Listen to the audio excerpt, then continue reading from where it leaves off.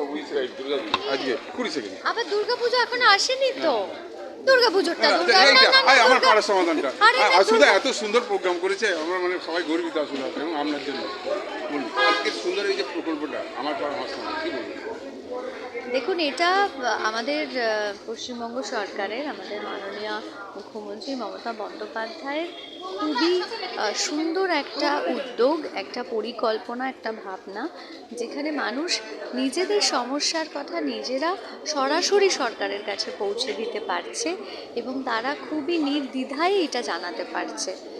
তো এইটা অনেক ভালো একটা উদ্যোগ এবং আমাদের রাজ্য সরকারের অভাবনীয় সমস্ত প্রকল্পের মধ্যে এটা আমার মনে হয় যে একটা অভাবনীয় উদ্যোগ, যেটা মানুষকে আরও বেশি করে সরকারের কাজকর্ম বা তাদের সুযোগ সুবিধার কথাগুলো জানাতে সাহায্য করবে।